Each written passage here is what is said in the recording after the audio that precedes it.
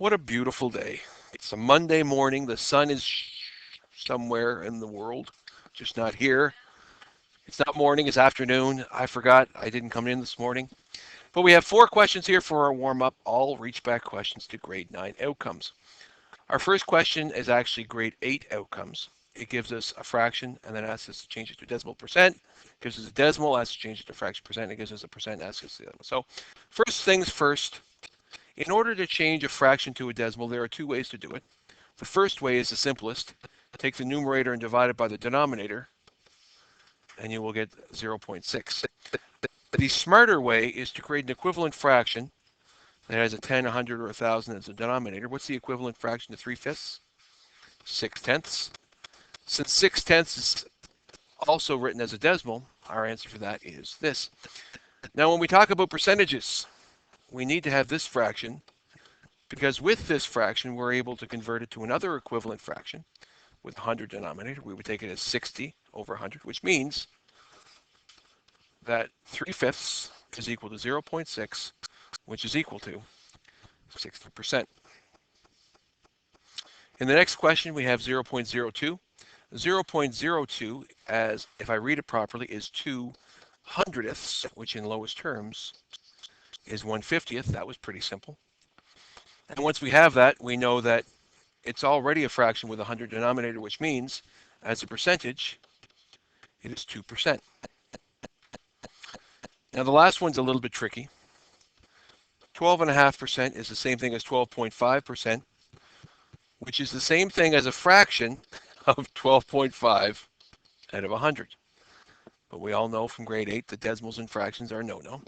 So if I multiply both numerator and denominator by 10, I get this fraction, which in lowest terms, if I divide both by 125, would be 1/8. But using this fraction, and I read it as 125 thousandths as a decimal, 125,000 is the 0.125. Now Andrew, what's your last name? Brown, not Braun. I taught an Andrew Braun. Do you remember? Can you believe that? No, not LeBron, just the Braun. And sorry, not that I'm throwing any names, but we'll just call this person Andrew Braun, who's a random student name. Forgot completely how to solve this question, which was baffling because, of course, Pythagoras is one of the coolest of all of the mathematical truths that we learn in junior high school. And Pythagoras said if you take this side and this side, called the legs of a right triangle, and square them, so this would be x squared, this would be 64. The area of those two squares would equal the area of the square attached to the third side, called the hypotenuse, which is 110.25. Or x squared plus 64 equals 110.25. A squared plus b squared equals c squared. Once you have that, basic algebra sense would say get rid of the constant by subtracting it from both sides. X squared will equal 44.25. And then if you square root both sides, I have to move this over just a bit, just a tinge. Square root this side, you get x. Square root this side, you get approximately, now I know the square root of 40, is it 46? Thank you. I know the square root of 49. It's 7, and I know the square root of 36 is 6. So if I was to approximate that, I put it right around there on the line, which means I'm going to guess I'm even going to go 6.9. It might be 6.8. Is it 6.8? Not booger. Let's just see. 46.25 square rooted is 6.800. Oh, I'm so far off. Approximately 6.8 is therefore the length of x.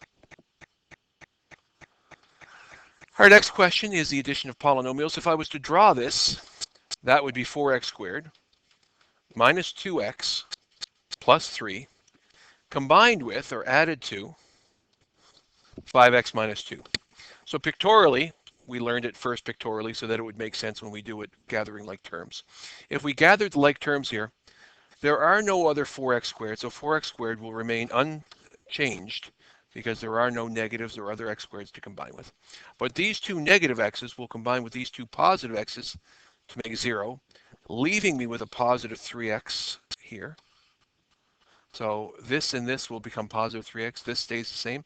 And the constants of positive 2 and negative 2 cancel each other out, leaving me with a final constant of plus 1. And therefore, after gathering like terms, the addition of that trinomial with that binomial makes that trinomial. And your last question is your algebra. Half of x plus 1 is equal to 3/5. Now, how many of you multiplied by 10? Totally okay. Totally okay. How many multiplied by 2? All right, I'm going to multiply by, I'm going to do it both ways. Let's do it both ways. So if you multiplied by 2, which is fine, because remember we learned that whatever you do to one side, if you do to the other. So multiplying by 2 will leave you with all of x plus 1 instead of half of x plus 1, equals 6/5, which is 1 and 1/5, which if I think about 1 and 1/5, right?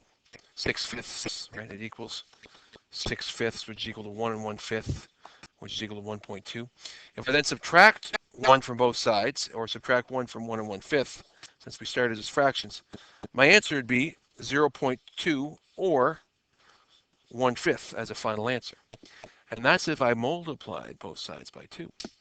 But since you were all properly trained by highly skilled math teachers here at SIS, a lot of you realized with multiple fractions, multiplying both sides by a common multiple of the denominator makes the equation much more manageable. 5x plus 1s would be 5x plus 5, because you have to use distributive property, equals, cross-reduce to 2, equals 6. Subtract 5 from both sides, you get this. Divide both sides by 5, you get this. Or as a decimal, the same answer that we got in the first question.